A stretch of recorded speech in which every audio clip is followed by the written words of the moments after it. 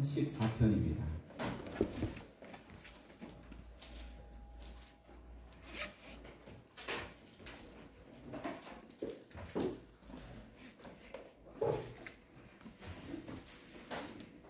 시편 14편 1절에서 7절까지 말씀, 제 성경은 811쪽에 있습니다.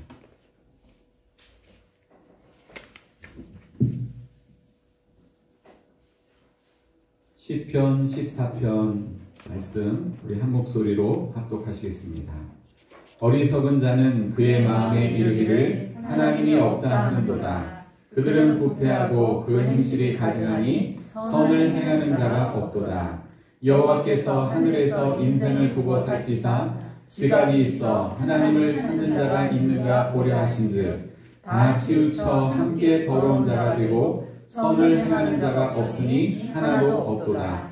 죄악을 행하는 자는 다 무지하냐. 그들이 떡 먹듯이 내 백성을 먹으면서 여호와를 부르지 아니하는도다.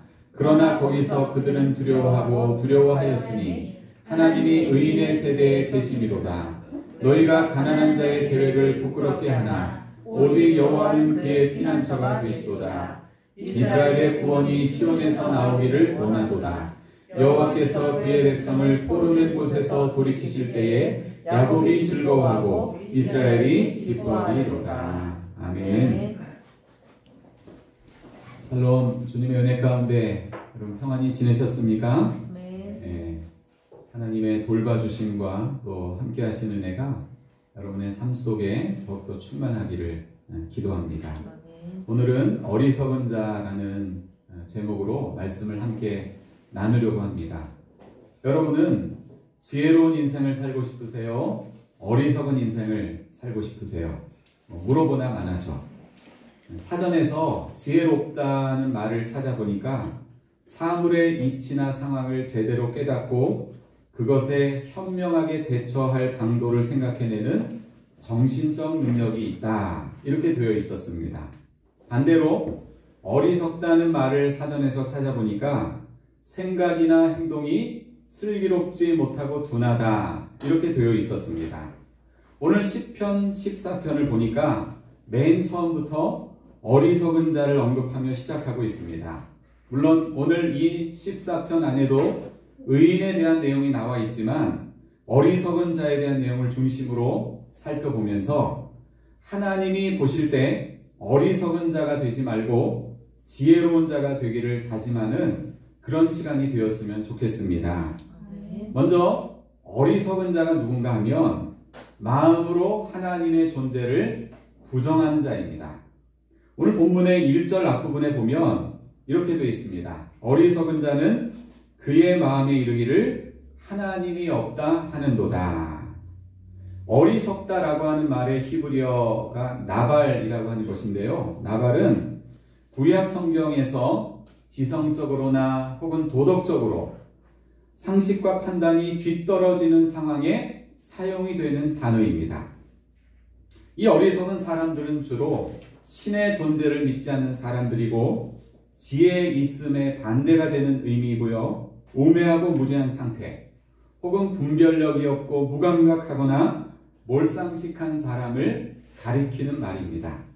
이처럼 마음으로 하나님의 존재를 부정하는 자를 여러분 뭐라 그러죠? 무신론자라고 그렇게 말을 하는데, 그러면 반대로 하나님의 존재를 인정하는 사람을 뭐라 그러죠?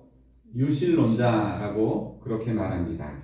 그러면 왜 어떤 사람은 하나님의 존재를 인정하고 어떤 사람은 하나님의 존재를 인정하지 않을까요?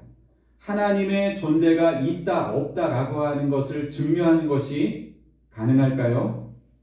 만약 하나님의 존재의 유무를 증명하려고 한다면 하나님의 존재가 있다는 것을 증명하는 게 어려울까요?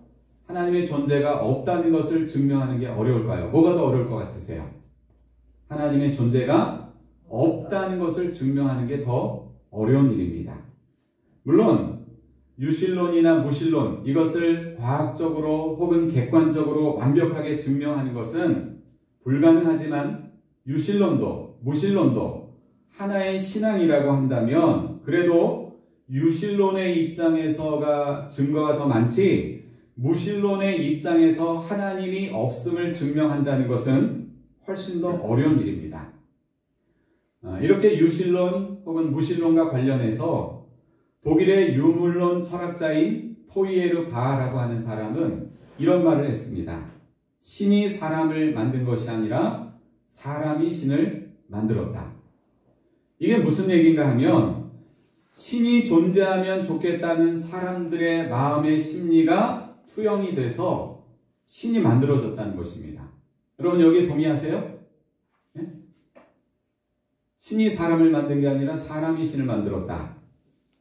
여기에 대해서 이 주장에 대해서 위대한 신학자요 또 종교개혁자였던 칼빈은 이런 반론을 폈습니다. 사실은 유신론보다도 무신론이 훨씬 더 심리적인 투사 이론을 반영한 것이다. 좀 말이 어렵죠? 무슨 말인가 하면 신이 없으면 좋겠다는 사람들 마음의 바람으로 무신론이 생긴 것이다. 이렇게 말을 했습니다. 여러분 어떻게 생각하세요? 사람의 마음에 하나님이 있으면 좋겠다고 생각하면 하나님이 존재하고 없으면 좋겠다고 하면 하나님이 존재하지 않고 그러는 것입니까?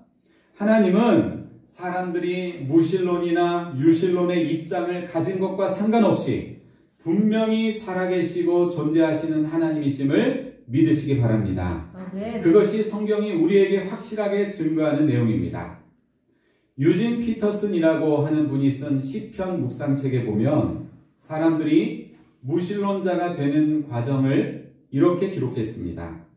만일 하나님이 없다면 얼마나 모든 문제가 간단해지고 좋을까? 하나님의 율법, 사랑, 그의 의지는 모든 문제들에게 참견하면서 내가 하고 싶은 대로 못 살게 한다. 하나님만 없다면 얼마나 자유롭게 살 수 있을까? 그래, 좋은 생각이다. 하나님은 없다. 그리고 유진 피터슨은 그 밑에다 이런 글을 씁니다. 멋진 핑계다. 어리석은 사람에게 말이다. 이게 무슨 뜻입니까? 제멋대로 살고 싶어하는 인간의 욕망이 결과적으로 무신론을 만들어냈다는 것입니다. 한마디로 하나님께 간섭받지 않고 자기 중심적으로 살고 싶어하는 인간의 이기적이고 불순한 욕망 때문에 무신론이 생겨난 것입니다. 오늘 시편이 말씀하는 어리석은 자는 마음으로 하나님을 부정하는 자인데 여기에는 무신론자도 포함하지만 하나님을 믿는다고 하면서도 실제로는 삶을 통해 하나님의 존재를 부정하는 자도 이 안에 포함됩니다. 이런 사람을 어려운 말로 실천적 무신론자라고 합니다. 들어보셨어요? 실천적 무신론자.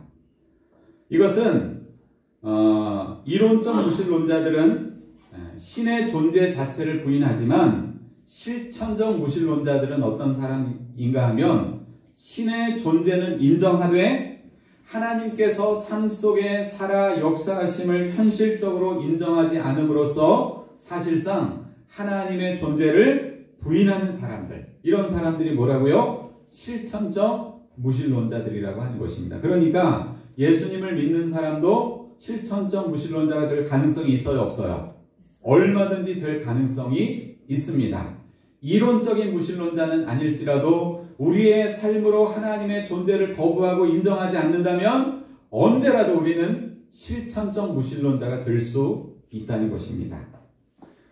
여러분 사실 이것은 매우 두려운 말입니다. 이렇게 주일날 와서 예배드리는 우리가 이론적 무신론자는 아닐지라도 하나님의 존재는 믿고 인정하지만 실제 내 삶 속에서 마치 하나님이 없는 것처럼 살아간다면 삶으로 하나님의 존재를 부인하는 자라는 것입니다. 그런 어리석음에 빠지지 않는 우리 모두가 되기를 축원합니다. 두 번째로 어리석은 자는 누군가 하면 부패하고 행실이 가증한 자입니다. 자, 본문 1절의 말씀 다시 한번 읽어보시죠. 1절 말씀 시작. 어리석은 자는 그의 마음에 이르기를 하나님이 없다 하는도다. 그들은 부패하고 그 행실이 가증하니 선을 행하는 자가 없도다. 마음과 생각으로 하나님의 존재를 인정하지 않는 사람들은 필연적으로 비도덕적으로 될 수밖에 없습니다. 그들의 삶이. 그래서 오늘 시편 기자는 무신론자들의 삶을 고발하는데 그들은 부패하고 행실이 가증하다는 것입니다. 부패하다는 것은 도덕적으로나 정신적으로 타락해서 육신의 정욕과 죄악된 본성을 가지고 자기 마음대로 산다는 거예요. 마음대로. 그 다음에 행실이 가증하다는 것은 온갖 죄를 지으면서도 두려워하지 않는다는 거예요. 최근에 우리 사회에 큰 충격을 주었던 박사방, N번방 사건을 여러분 아시죠? 가해자들이 피해자들을 노예라고 부르면서 그들의 약점을 잡아서 협박을 해서 강제로 성착취물을 찍게 하고 그 동영상을 유포해서 돈을 버는 이런 얼마나 사악한 짓을 했는지 모릅니다. 그 피해자 중에는 아동 청소년이 상당수가 포함되어 있는데 만약 그 가해자들이 하나님의 존재를 마음으로 인정했다면 과연 그렇게까지 악한 행동을 할 수 있었을까 하는 생각을 해보았습니다. 이처럼 하나님의 존재를 부정하는 어리석은 자는 부패하고 행실이 가증한 결과를 나타내는데 그와 같은 모습은요, 선의 부재입니다. 선의 부재. 착함이 없는 거예요. 선함이 없는 것입니다. 선이란 말이 히브리어로는 토브인데 착함이라고 하는 뜻을 갖고 있어요. 말 그대로. 그런데 이 말은 뭔가 하면 즐겁고 바람직하고 기쁘고 쓸모 있는 가치들을 함축한 말입니다. 이게 토브라고 하는 말이에요. 그러니까 어리석은 자에게 선이 없다는 것은 무슨 뜻입니까? 그들의 행함 속에 즐거움이 없는 거예요. 그들의 행함 속에 바람직함이 없고 기쁨이 없고 쓸모 있는 가치들이 없다는 것입니다. 그러면 이것들을 정반대로 생각하면 어떻게 되죠? 어리석은 자는 즐겁지 않고 바람직하지 않고 기쁘지 않고 쓸모없는 가치들을 위해 산다는 것입니다. 여러분 그 다음 3절 말씀도 한번 보시겠습니까? 3절 말씀도 같이 읽겠습니다.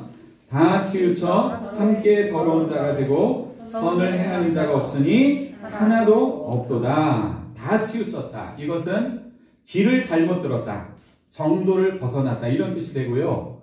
더러운 자가 된다. 이거는 오염되고 부패했다는 뜻입니다. 이처럼 어리석은 자의 삶, 이 삶은 부패하고 행실이 가증하며 정도를 벗어난 삶인데 그러한 삶에는 뭐가 없다고요? 선의 부재, 선함이 없다는 거예요. 그리고 바람직하지 않고 기쁘지 않고 쓸모없는 가치를 위해 사는 삶, 이게 바로 어리석은 자의 삶이라고 하는 것입니다. 여러분 이런 삶을 살고 싶으세요?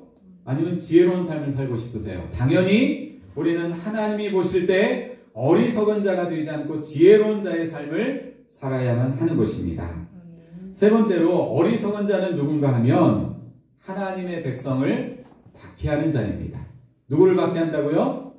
하나님의 백성을 박해한다는 거예요. 자, 본문에 4절 말씀 같이 읽습니다. 죄악을 행하는 자는 다 무지하냐. 그들이 떡 먹듯이 내 백성을 먹으면서 여호와를 부르지 아니하는도다. 여기서 떡 먹듯이 이런 표현은 여러분 어떤 느낌이 드세요? 이것은 악행이 일상화된 표현입니다. 여러분 떡 먹듯이라고 하는 표현은 밥 먹듯이라고 이렇게 표현할 수 있어요. 그러니까 죄 짓는 게 일상화되어 있다는 거예요. 그 다음에 이 떡 먹듯이라고 하는 표현은 악인들이 선량한 백성을 착취하면서도 억압하면서도 전혀 죄의식을 갖지 않은 이 상태를 묘사하는 거예요. 그러니까 뭐 죄 짓는 거 아무런 일도 아니에요. 네? 밥 먹듯이 너무나 쉽고 편한 일이라고 하는 것입니다. 하나님의 존재를 부정하는 자들은 자신들만 하나님이 없다 하고 그냥 자기들끼리 자유롭게 살면 될 텐데 이상하게 하나님이 있다고 믿는 백성들을 가만두지 않습니다. 특별히 역사적으로 볼 때 정치적인 권력과 힘을 가진 사람들이 하나님의 백성을 향해서 엄청난 핍박을 가했습니다. 오늘날 여러분 한국 사회에서도 만약 교회에서 무슨 일이 터진다, 무슨 사고가 났다, 그러면 교회 전체를 싸잡아서 욕하고 맹비난을 하지요. 그런 경우가 많은데 물론 그렇게 된 데에는 이 사회 속에서 한국교회가 교회로서의 사명을, 역할을 잘 감당하지 못한 이유 때문이기도 하지만 아마도 자신들의 양심이 자기 스스로를 찌르기 때문일 것입니다. 왜냐하면 자기들 입장에서는 하나님이 없어야 편한데 예수 믿는 사람들은 자꾸만 하나님이 있다 그러는 거예요. 그 하나님 잘 믿고 잘 살아야 된다고 이야기를 하니까 자신들의 삶에 도전이 되는 거예요. 이 도전이 되는 것이 힘들어서 아마 그런 얘기를 하는 것 같습니다. 독일의 독재자 히틀러는 유태인을 600만 명이나 죽인 매우 악랄한 사람이었는데 히틀러에게 가장 크고 중대한 사상적 영향을 끼친 철학자가 니체라고 하는 사람입니다. 니체 하면 여러분 뭐가 생각나세요? 신은 죽었다. 그게 딱 생각이 납니다. 신은 죽었다라고 선언한 니체는 그의 인생 말년에 빨리 죽었지만 온갖 병마에 시달리고 또 나중에는 정신 이상 증세까지 보였는데 니체가 남긴 메모장에는 이런 글이 적혀 있었다고 합니다. 신은 죽었다라고 써놓고요. 그 옆에다가 아니 신은 살아있을지도 모른다. 그를 인정하면 내가 죽을 것 같다라는 글을 니체는 남겼다고 합니다. 신약시대 초기 교회들은 당시 로마 제국에 의해서 엄청난 신앙적인 박해를 당했습니다. 여러분 우리나라도 보세요. 일본의 식민 지배를 받을 때에 한국교회 전체 그리스도인들이 엄청난 박해를 받았고 순교자도 엄청나게 많이 나왔습니다. 6.25 전쟁이 일어났을 때에도 특별히 교회와 그리스도인들이 공산주의자들에 의해서 많은 죽임을 당하고 또 핍박을 당했던 것을 우리는 알 수 있습니다. 오늘날에도 세계 곳곳에서 하나님의 존재를 믿고 인정하고 그분의 뜻을 따라 살아가는 하나님의 백성들은 하나님의 존재를 부정하는 자들에 의해서 다양한 모습으로 박해를 받고 있습니다. 이처럼 하나님의 백성들을 박해한다는 건 결국 누구를 박해하는 거예요? 하나님을 박해한다는 말과 같습니다. 그러므로 하나님 백성을 박해하는 자는 어리석고 무지한 자요. 그들은 하나님의 이름을 부르지도 않으며 결국 하나님을 대적하는 불행의 자리로 나아가게 되는 것입니다. 마지막으로 우리는 오늘 본문을 통해서 어리석은 자의 말로를 볼 수가 있습니다. 그들의 말로. 어리석은 자의 말로는 큰 두려움과 심판이라는 것입니다. 자, 마지막으로 본문의 5절부터 7절 말씀을 같이 읽겠습니다. 시작. 그러나 거기서 그들은 두려워하고 두려워하였으니 하나님이 의인의 세대에 계심이로다.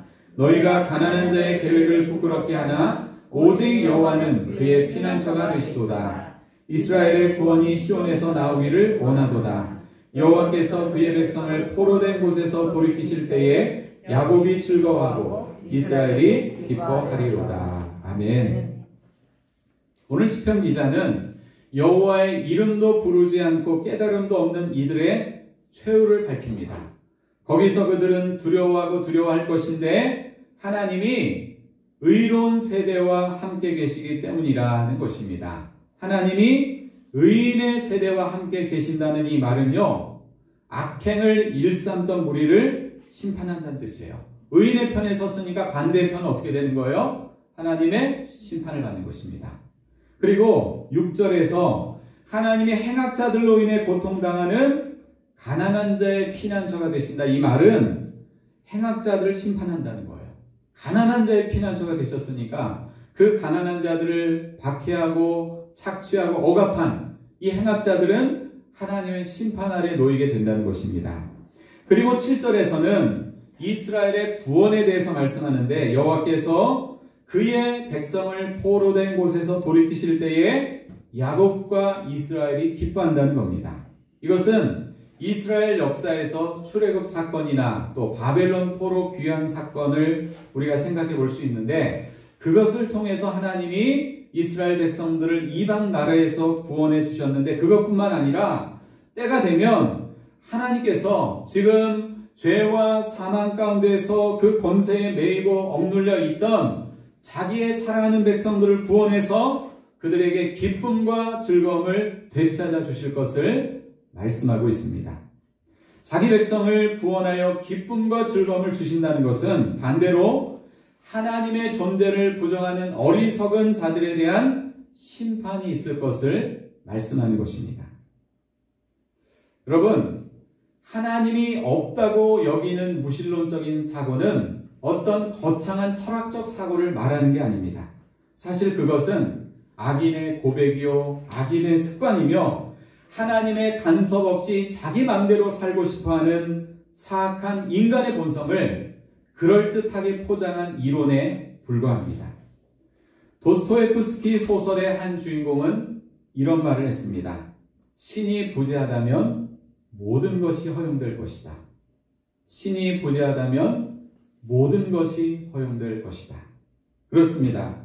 인간이 절대자이신 그 하나님을 부인하는 순간 더 이상 절대적인 기준이란 존재하지 않게 되고 인간은 아무렇게나 살아도 상관이 없다고 하면서 방종과 타락에 빠지게 될 것입니다.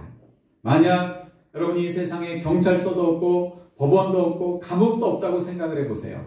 세상은 무법천지가 되어서 온갖 악행이 성행을 하고 동물의 세계처럼 힘 있는 자가 모든 세상을 다스리는 잔인한 세계가 될 것입니다. 온 우주를 창조하고 다스리시는 하나님은 사람들의 믿음이나 생각과 상관없이 영원부터 영원까지 존재하는, 분명히 존재하시는 하나님이심을 기억하시기 바랍니다. 아멘. 우리는 그 하나님을 믿는 것입니다. 아멘. 그렇다면 우리가 항상 중요하게 우리 스스로 점검해야 할 것은 무엇입니까?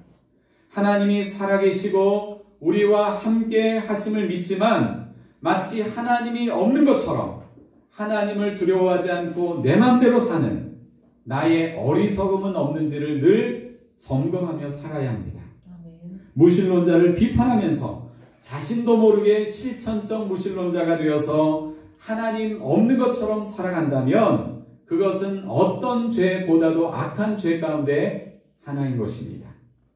사랑하는 여러분, 누가 어리석은 자입니까? 마음으로 하나님의 존재를 부정하는 자, 부패하고 행실이 가증하여 어떤 선함도 발견할 수 없는 자, 하나님의 백성을 박해하는 자. 결국 그와 같은 어리석은 자에게는 큰 두려움과 심판만 남아있을 거라고 오늘 시편은 우리에게 말씀합니다. 성경이 말씀하는 어리석음과 지혜로움은 인간의 지능지수나 똑똑함의 높낮이로 구분되는 것이 아닙니다. 지능지수가 낮아도 좀 어리숙해도 그가 하나님의 존재를 인정하고 그분의 뜻을 따라 인생을 살아간다면 그는 지혜로운 자여 구원의 기쁨을 누리게 될 것입니다. 하지만 아무리 지능지수가 높고 똑똑해도 그가 하나님의 존재를 인정하지 않고 하나님의 뜻을 따라 살지 않고 자기 욕망을 따라 산다면 그는 어리석은 자여 장차 하나님 앞에서 두려운 심판을 당하게 될 것입니다. 인생의 종착역에서 하나님을 무서운 심판자로 만날 것인지 인자한 구원자로 만날 것인지는 지금 하나님과 여러분들이 어떤 관계 속에서 살아가느냐에 달려 있습니다. 부디 어리석은 자로 살지 말고 지혜로운 자로 살아가는 우리 푸른마을교회 모든 성도님들이 되시기를 예수님의 이름으로 축원합니다. 아멘. 아멘. 기도하겠습니다.